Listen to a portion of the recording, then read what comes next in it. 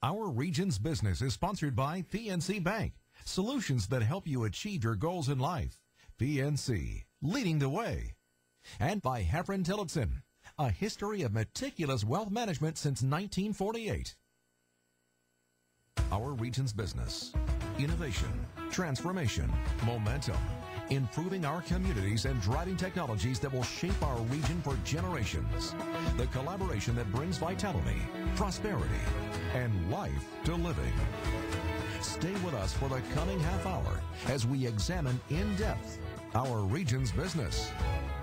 Now, here's your host, Bill Flanagan. Today on Our Region's Business, our first bicycle cafe, plus our region's thought leaders in demand, and a new satellite studio that's going to make it easier to take part in the national conversation. But first, the stimulus, the economy, and what's in store.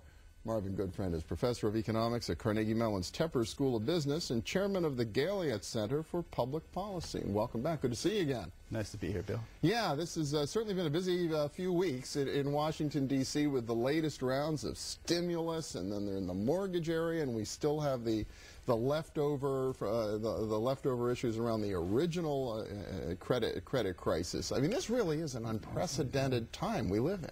Absolutely. The amount of money that's been committed over the last 2 weeks is just astounding. The programs have come so fast and furious, it's hard to keep track of what's going on. And we really hadn't had a chance to digest what happened last fall with the first $700 billion. Yeah. I don't know what to say. Where do you want to start? Yeah, where do we start, I suppose? I mean, what do you make of this latest round? In your view, are we moving too fast? Everybody says we got to do this fast, we got to turn this economy around, we got to rebuild confidence.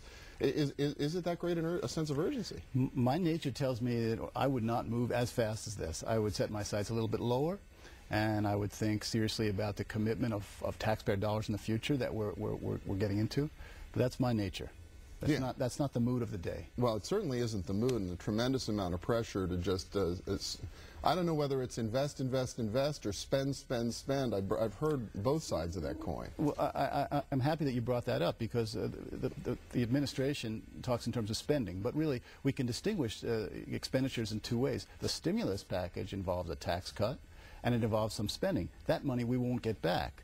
On the other hand, the monies that we put into the banks, that's more or less an investment that we should get back if we rehabilitate the banks. We will become stockholders, and stockholders have a stake in the company. Okay, so in that case, the taxpayers in some ways are not as directly exposed to what we did originally and the second slug of whatever it is, $350 million that's still out there. Exactly. Okay, but on the spending side, why should we be perhaps more concerned about that? Well, I mean, when you have a stimulus and you're spending money, the government is essentially buying things that it is going to give to people. Whether people really want those things or not is one question. The government is doing so because it's a way of injecting funds into the economy and getting people to work. But that money isn't coming back. It's not generally an investment. There's some smaller component called infrastructure investment, which is an investment. But a lot of the money's in the stimulus. This money is going out the door and not coming back. So the hope is it makes people feel better, have more confidence in the future, restore that incredible consumer demand that drives the American economy. I think the core part of the administration's policy program here is to try to build confidence fast. That's why the idea of spend, spend, spend. Don't talk too much about whether it's an investment or on infrastructure or in banking. Get the money out the door, get people to work, and hope that people get more optimistic about the future within the next few months, and we start to turn this thing around. Okay, well, it's a done deal, so hopefully they're right about that. But the other piece of this that's bothered me all the way along is we seem to have this enormous global crisis that was created because we borrowed way too much money, just everybody, and we're trying to fix it by borrowing even more money. That's right. That impression is correct, unfortunately, and we can't fix it that way. For example, house prices are going to have to establish some bottom somewhere that's consistent with the long-run market in the housing market. We might be able to help people to some degree who are being foreclosed upon, but house prices are going to be determined ultimately by the market.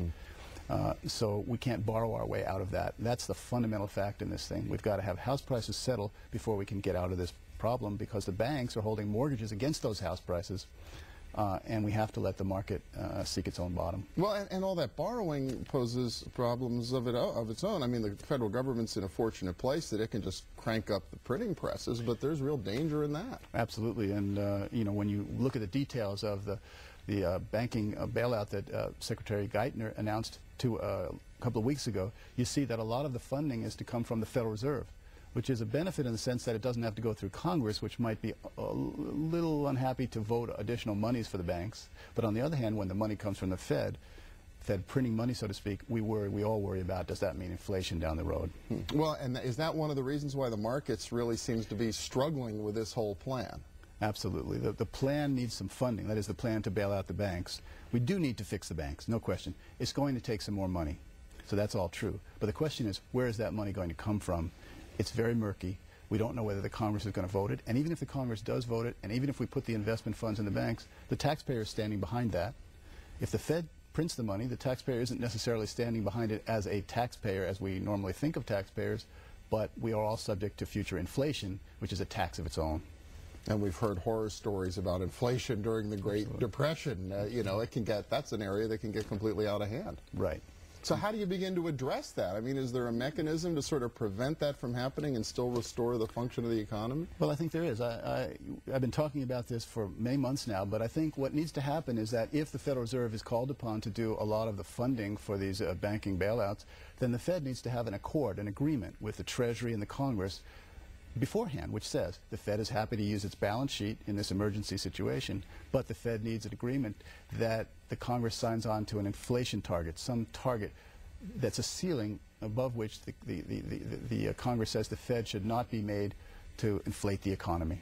In other words, right now there's no agreement of that sort between Congress, the Treasury, and the Fed, and we're subject to excessive money growth and inflation. It's like a free lunch right now. Nobody's holding anybody accountable. This is why you can't do an economics. I remember that from Economics 101. Right? Exactly right. But the problem we all have is that markets look into the future. Whether we like to worry about this or not, markets are worried about whether or not there's going to be inflation in the future. And if they believe there's going to be inflation, because we haven't set up the right institutional bulwark against inflation, we could see the long-term bonds in the country embed inflation premia, which of course pushes long-term interest rates up just when we don't need that. So we really should, I think a little bit ahead and have our institutions get together on this thing and have an agreement or an accord that provides for low inflation in the future, even as we use the Fed to fund some of these programs today. And you think the Treasury Secretary might be receptive to that if everybody else would go along? I do think so, yes. I think it's a pretty good idea. Okay, well, good. Well, hopefully somebody there in Washington is listening, because we need some reason, some sense of reason about what's going on, because it's all so incomprehensible. Marvin Goodfriend from Carnegie Mellon Tepper School. Thanks so much. Thanks, appreciate it. Yeah. And next up, our region weighs in on important national issues via satellite. Stay with us.